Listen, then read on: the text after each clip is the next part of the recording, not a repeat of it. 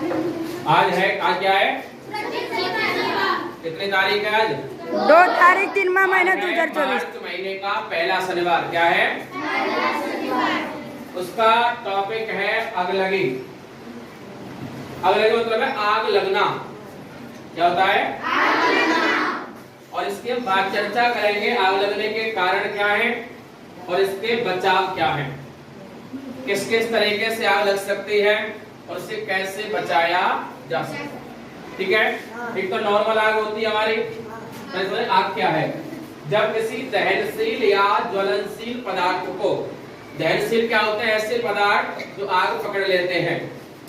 तो दहनशील या ज्वलनशील पदार्थ को पर्याप्त मात्रा में ऑक्सीजन व ऊष्मा मिलती है तो वहां आग उत्पन्न होती है। आग उत्पन्न होने के लिए हमें किस चीज की आवश्यकता होगी? एक तो ऊष्मा की और एक ऑक्सीजन की। ऑक्सीजन नहीं होगी तो आग भी नहीं होगी। वो भी अपने सामान रखा हुआ है यहाँ पर। ये सामान से बताएंगे कि बिना ऑक्सीजन के आग नहीं लग सकती। दूसरा, आग एक रासायनिक प्रक्रिया है जो प्रकाश उत्पन्न करती है। देखा होगा ना, जहाँ आग लगेगा प्रकाश उत्पन्न होता है। लौ जलेगी ना, प्रकाश उत्पन्न होगा, ऊष्मा वहां गर्मी भी बढ़ जाती है।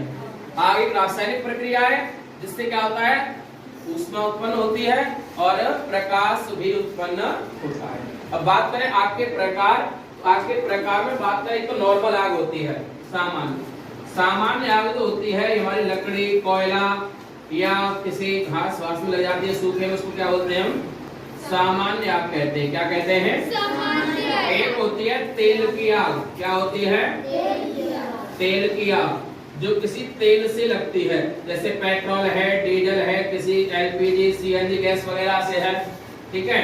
नंबर 4 होती है विद्युत आग, जो शॉर्ट सर्किट से लगती है। विद्युत आग जानते हैं ना, बिजली से जब 2 तार आपस में भिड़ जाते हैं, पॉजिटिव नेगेटिव, या कोई अतिरिक्त लोड दे दिया जाता है तो उसमें शॉर्ट सर्किट हो जाता है जिससे आग लग जाती है।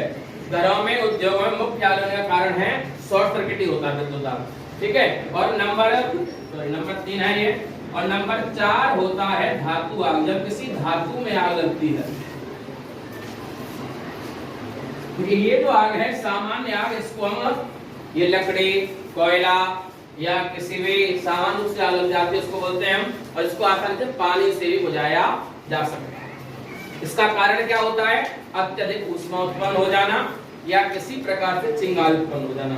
जैसे बहुत से लोग क्या करते हैं, रास्ते में कहीं कोई सूखा हुआ ईंधन पड़ा हुआ है किसी प्रकार का, या उपले पड़े हुए हैं, या कोई अन्य सामान पड़ा हुआ है और लोग रास्ता में बीड़ी पी रहा है, सिगरेट पी रहा है, ऐसे जली छोड़ के वहीं छोड़ गया तो बढ़ गया आगे, और वो क्या होगा? धीरे धीरे धीरे धीरे आग बड़ा रूप ले लेगी। पहला कारण तो ये हो गया। दूसरा, घरों में भी हम आग में, चूल्हे में आग जलाते हैं या भट्टी में, उस आग में थोड़ा बहुत आग का रेशा रह जाता है तो ऐसे बाहर डाल फेंक के चले जाते हैं, और वहां मानो कोई सूखा ईंधन पड़ा है तो आग पकड़ लेगा। तीसरा कारण है हमारा, इसको आसानी से पानी से सामान्य रूप से बुझा सकते हैं। दूसरा है तेल की आग। तेल से भी किसी प्रकार आग लग जाती है तो क्या करना चाहिए हमें? तेल से आग लगने पर उसे पानी से बुझाया जा सकता। उसे अग्निशमन यंत्र आता है जिसमें शुद्ध कार्बन डाइऑक्साइड गैस भरी होती है।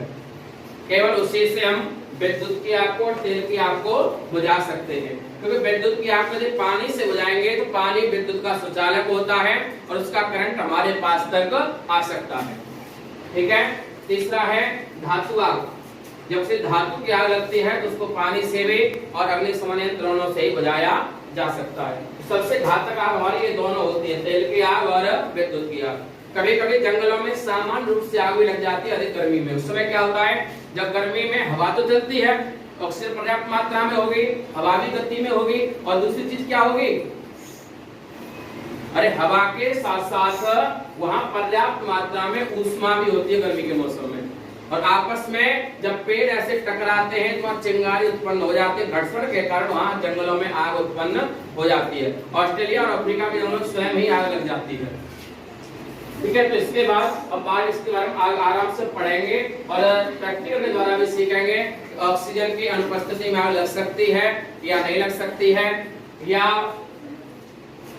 इस प्रकार की गैस का आग को कैसे बुझाया जा सकता है। यदि कहीं सिलेंडर में आग लगी हुई है तो उसे बुझाने के लिए हमें पहले उसमें कंबल, बालू, मिट्टी किसी से ढक करके वहां के आसपास के वातावरण से पहले हमें ऑक्सीजन का प्रवाह बंद करना पड़ेगा। हाँ। अभी 2 मिनट करा रहे हैं। ये ग्लास है, प्लास्टिक का है, इसमें पानी भरा हुआ है, ठीक है। इसको आग पे रख रहे हैं तो ये आग पकड़ रहा है? नहीं। क्यों? पानी से क्या हो गया? और इसमें मिट्टी डाल के रख रहे हैं तो फिर आग पकड़ेगा? हैं? क्यों? तो ये तो भरा हुआ रहेगा ना। देखिए अब इसका मीन्स ये है कि आग का जो तापमान है, किसी भी चीज को जलने के लिए, हम बात अलग ही कर रहे थे यहाँ पे, जलने के लिए पर्याप्त ऊष्मा, पर्याप्त मात्रा में ऑक्सीजन और पर्याप्त मात्रा में ऊष्मा की आवश्यकता होती है। अब इसको आग पकड़ने के लिए टेम्परेचर चाहिए पानी के लिए 100 डिग्री सेल्सियस। कितना चाहिए? और जब तक पानी अंदर वाला गर्म होके 100 डिग्री सेल्सियस नहीं हो जाएगा तब तक ये आग नहीं पकड़ेगा, क्योंकि यहाँ जो क्वथनांक लगा हुआ वो किसका है?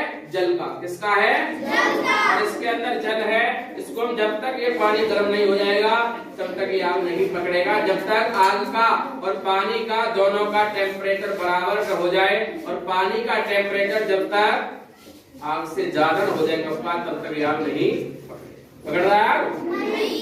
पानी गर्म हो रहा है? ग्लास गर्म हो रहा होगा। और जब इन दोनों का टेम्परेचर बराबर हो जाएगा तब तक आदर बनता रहेगा। इसमें जब दोनों टेम्परेचर बराबर हो जाएगा तो आग पकड़ लेगा। और देखिए ऐसे हम पानी को फैला दें अभी, और अब इसको रखें तो देखो, ठीक है। अब तो रुक नहीं पा रहा है ये, कारण क्या है इसका? अब इसका जो टेम्परेचर है वो आपके टेम्परेचर के बराबर हो चुका है, इसलिए ये जल रहा है। और जब इसमें पानी था तब ये नहीं जल रहा था। क्यों नहीं जल रहा था? क्योंकि इस ग्लास का टेम्परेचर जो है वो आपके टेम्परेचर से कम था, इसलिए वो जल नहीं पा रहा था, और अब जल गया। ठीक है। अभी एक और प्रश्न कराते हैं। पर्याप्त ऊष्मा की आवश्यकता होती है किसी में आग लगने के लिए। किसी भी वस्तु में आग लगने के लिए पर्याप्त ऊष्मा की आवश्यकता होती है, पढ़ा हमने अभी। अब हम बात करते हैं किसी भी वस्तु में आग लगने के लिए पर्याप्त ऑक्सीजन की भी आवश्यकता होती है। देखिए हम एक जादू भी सीख रहे हैं। हम इस ग्लास को उल्टा करेंगे ना तो इसमें पानी ऊपर की तरफ जाएगा जब तक ये मोमबत्ती तक न पहुंच जाएगा, ठीक है। और फिर जैसे इसको, ये जो पानी है इसके कवर को घेर लेगा, आग बुझ जाएगी। जब इसको पर्याप्त मात्रा में ऑक्सीजन नहीं मिलेगी तब ध्यान देखिएगा, थोड़ा आगे लेके इस पे देखिए हम इसको हम इस पे लगा रहे हैं तो इस थाली में जो पानी है वो पानी ऊपर की तरफ जाएगा ग्लास में। देखिए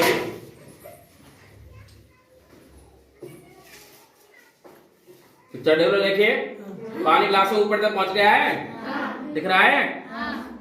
और मोमबत्ती ऊपर चली गई है, और मोमबत्ती ये बड़ी होती, देख ग्लास में दिख रहा है ना, पानी ऊपर तक आ गया है।